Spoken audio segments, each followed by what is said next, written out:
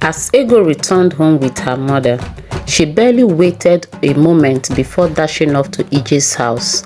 Desperate to know where her best friend was going in such a big car, she found Ije's mother standing outside with a proud smile stretched across her face. A producer came from the big city to take Ije, she announced with pride. They are coming to make her a star.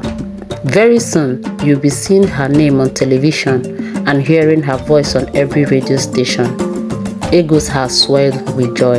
She was genuinely happy for her friend. She believed in the promise they had made to each other to rise together, to never leave one another behind. With full trust in her friend, Ego was certain Ije would come back for her. Words of Ije's sudden departure spread like wildfire through the village. Rumors surfaced suggesting that Ije had betrayed Ego and chosen fame alone, but Ego refused to listen. Her faith in Ije's remained unshaken. She continued performing solo in the village square, but things weren't the same. The magic of their duo was gone. The crowd was thinner now, and many villagers had lost interest in her music. In their eyes, Ije was the true star. After all, she was the one who had been chosen. Still, a few loyal ones stayed, applauding her songs with quiet belief. Her parents were among them. Though they had heard the same troubling rumors, they never let it show. They supported her unconditionally, clapping after every performance and reminding her of her worth. Deep down, they feared the worst, that the rumors about Ije were true, but their daughter's loyalty blinded her to the signs. Then one day, fresh gossips stirred the village. It was said that Ije would be granting her first radio interview at 8 p.m. A woman in the market who had overheard Ije's mother boasting again about her daughter's rising fame ran straight to Ego to share the news. Ego's eyes lit up.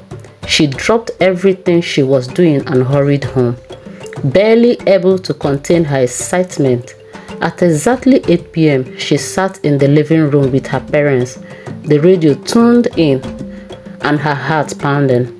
Across the village, people gathered in small groups, ears pressed to radios, eager to hear from the girl who left them all behind.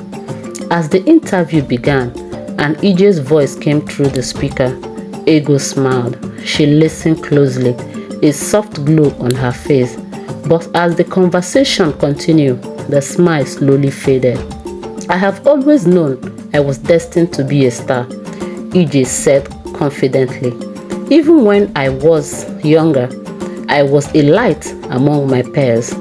The interviewer pressed. We heard that you once performed as a doll in the market. That's where you were discovered, isn't it? Ego leaned in, her hands clutched. Yes, Ije replied after a pause. I used to perform alone. The other girl was just a hungry street girl who sometimes helped me out. Ego's voice shattered. Tears welled in her eyes and began to spill down her cheeks. She kept listening, though her heart was breaking. Soon, Ije continued with a touch of sarcasm. I will return to my community to give back to the poor. I will reach out to her then. Ego couldn't bear another word. She shot off from the floor and ran out of the living room. Locking herself in her room, her mother followed, knocking softly on the door, calling her name. But Ego was coiled up in a corner, her sobs echoing through the walls. Her trust has been crushed, her heart betrayed. The promise they once made now felt like a lie, and as the night grew darker, so did her thoughts. Was I really just a shadow? Did I ever matter, or was I just convenient? Maybe I was the one holding her back all alone. She stared at the ceiling, her chest tight with pain. One final question haunting her as she drifted into silence. What if I was never meant to shine?